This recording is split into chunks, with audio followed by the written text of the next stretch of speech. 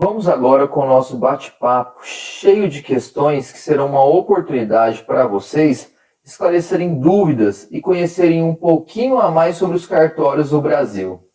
Então, nós selecionamos aqui algumas das dúvidas frequentes com relação aos assuntos cartorários. Wendel, uma pessoa no Canadá e outra nos Estados Unidos. Qual cartório eu escolho no Brasil para lavrar minha escritura? Maria, nesse caso, a pessoa deve procurar o domicílio brasileiro ou o último domicílio brasileiro que ela obteve no Brasil. Não possuindo ou havendo cartão de firma em algum cartório no Brasil, favor procurar o cartório onde está a sua firma registrada. Maria, pensando aqui comigo, o que é um cartão de firma? Wendel, um cartão de firma é onde a pessoa vai depositar a sua assinatura e os seus dados pessoais. Endereço, RG e CPF, estado civil, profissão e o telefone para contato. Com o e-notariado, nós acrescentamos algumas informações no cartão de assinatura para que o nosso cadastro no sistema do e-notariado ficasse ainda mais completo. Esses dados são nome completo dos pais, o e-mail, CEP completo do endereço e uma possível indicação de um segundo endereço que pode ser profissional. Wendel, e qual a validade do certificado digital? Por 3 anos você tem direito a utilizar esse certificado digital gratuito.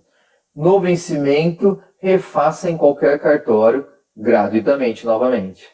Essa pergunta é muito interessante. Imagine que através do e-notariado, todos os atos passaram a ser eletrônicos. Existe essa possibilidade, essa premissa. O cartório, então, a partir daí, ele poderá fazer diligências? O cartório pode continuar fazendo diligências dentro da sua cidade, né? Então, isso sempre aconteceu, né? Como foi explicado no primeiro item da nossa palestra, e isso pode continuar ocorrendo. A gente ainda tem muitos clientes que não têm a possibilidade da emissão de certificado, pessoas de muita idade que ainda não conseguem aproveitar, né, essa oportunidade que existe com o e-notariado, e dessa forma a diligência continua sendo possível desde que dentro da nossa cidade. É uma espécie de circunscrição. Eu só posso atuar dentro da cidade onde eu trabalho, naquela serventia, naquele cartório. Por exemplo, o meu cartório, localizado na cidade de Ribeirão Preto, no estado de São Paulo, aqui no Brasil, ele não pode fazer diligências fora da cidade. Toda diligência que houver será sempre dentro do cartório, dentro da cidade de Ribeirão Preto. Um exemplo, eu tenho que fazer uma diligência em outra cidade. O cliente, então, ele vai entrar em contato com outro cartório e aquele daquela respectiva cidade fará a diligência dentro da cidade de campo de atuação dele. Wendel, e com relação ao certificado e-notariado, se eu perco meu aparelho celular, ou telemóvel, como é chamado aí em Portugal, como que eu devo proceder quando ele já tem o meu certificado ativo? Nesse momento, é importantíssimo que você entre em contato com o cartório que fez a emissão desse certificado digital. Avise ele sobre a perda e, ao comprar um novo aparelho, faça um novo cadastro e a nova emissão de um novo certificado também, com total segurança. O mais indicado também nessa situação é que se faça e procure as autoridades legais para um boletim de ocorrência comunicando a perda deste aparelho. Uma pergunta muito rotineira das pessoas que moram no exterior, sendo estrangeiros ou brasileiros, é: a partir da lavratura desses atos pela plataforma do e-notariado, Maria, como são feitos os pagamentos aos cartórios desses atos, dessas escrituras? Com relação aos atos que são realizados dentro da plataforma do e-notariado, existem duas formas de pagamento, a depender do ato que foi realizado. Sendo assim, quando existe o reconhecimento de firma, o ato vai ser pago dentro da própria plataforma, mediante transferência bancária, emissão de boleto ou cartão de crédito. Quando é realizada a escritura pública, isso também vai ser feito com essas 3 opções de pagamento: transferência bancária, boleto ou cartão de crédito, só que isso vai ser direcionado ao cartório que fez o serviço e não dentro da plataforma do e-notariado. Wendel, agora uma questão polêmica. Estrangeiros sem CPF, como que faz? O CPF aqui no Brasil é o cadastro de pessoas físicas, como eu disse. Nele é reunidas as informações tributárias que ocorrem aqui no Brasil. Para isso, uma pessoa, brasileira ou não, deve se direcionar à Receita Federal do Brasil. Quando a pessoa está localizada fora do país, o único local de emissão desse documento são os consulados gerais, que estão localizados em diversas partes pelo mundo. Se você ainda não tem condições de ir até um consulado geral, você pode estar lavrando uma procuração pública com um notário do país da pessoa residente ou não no estrangeiro, com poderes para a emissão deste documento e posteriormente a lavratura do ato desejado. E por ser consequência, procurar um cartório aqui no Brasil para a finalização do ato. Aqui no Brasil ainda existem algumas questões controversas, porém o judiciário tem colaborado com isso. Como por exemplo, Maria, inventar os cordeiros menores ou incapazes. Quais as possibilidades de um cartório intervir nessa circunstância e lavrar o ato? Esses menores ou incapazes, eles precisam assinar os atos? Olha, ainda na questão dos inventários, nós já temos de forma pacificada que não existe a necessidade da assinatura desses herdeiros menores ou incapazes, desde que a partilha seja realizada de forma igualitária entre todas as partes. Sendo assim, essa representação vai ocorrer por meio de seus representantes legais. Ainda sobre inventários, por que a gente faz essa solicitação da certidão de testamento, Wendel?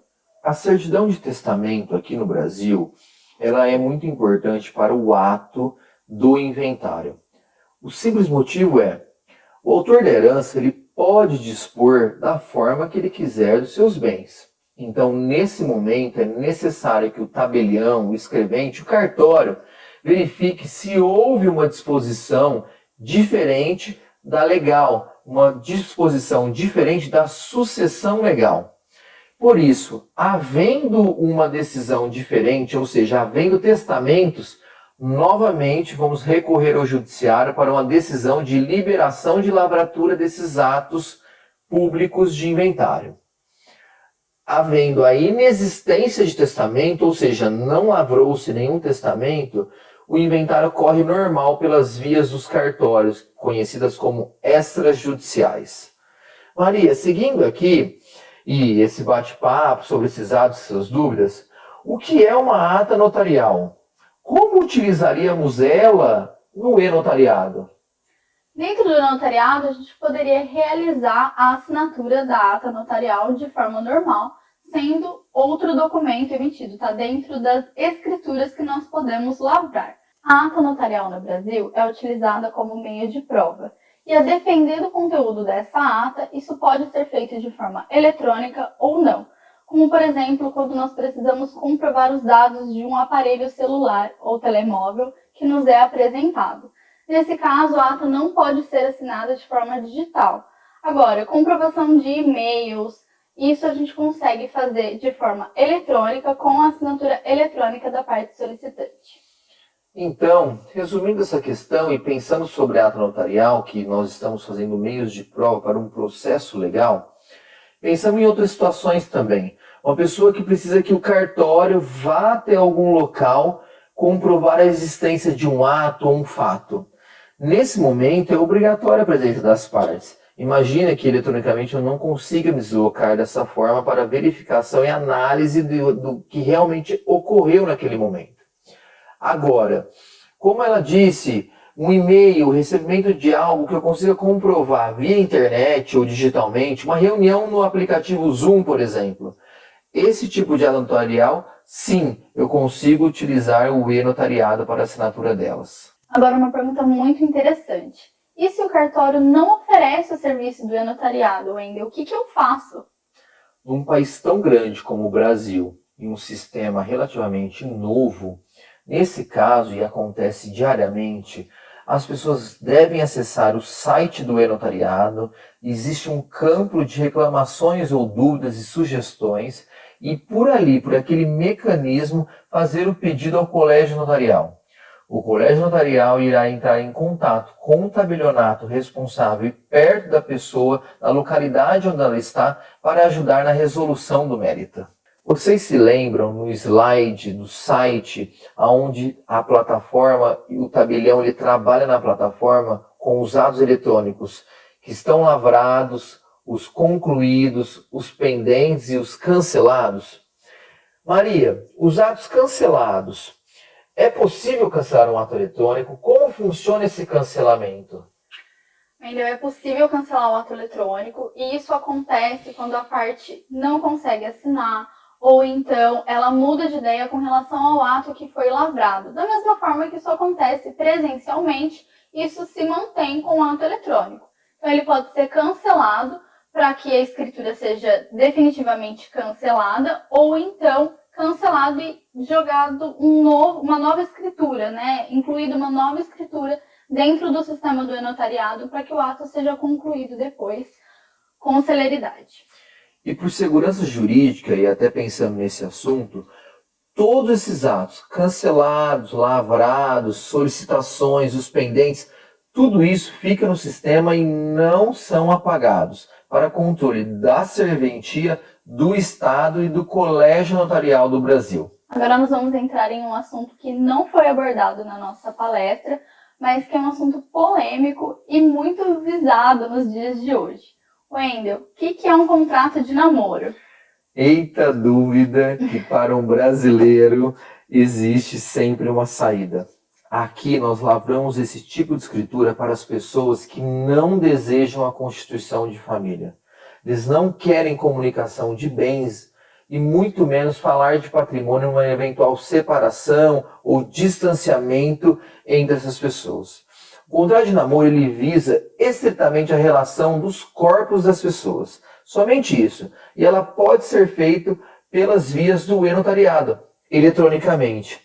Maria, qual a diferença então do contrato de namoro com a união estável nesse caso? A união estável é feita para as pessoas que querem justamente se adiantar com relação ao casamento. Então, ou não querem se casar também para que não haja alteração do estado civil, porém querem regularizar a questão de bens, toda a questão de patrimônio, se houver separação do casal. Essa é a principal diferença entre o contrato de namoro e essa escritura de união estável. Chegamos ao fim desse dia tão gostoso que passamos com vocês, com bastante informações, dúvidas, sugestões, inclusive, que vocês podem nos oferecer e nos procurar caso tenham dúvidas. Tenho um agradecimento, uma gratidão enorme pelo Dr. Bastionário, que nos recebeu aqui neste evento, Dr. Jorge Silva, também ao Colégio Notarial do Brasil e à Ordem dos Notários de Portugal.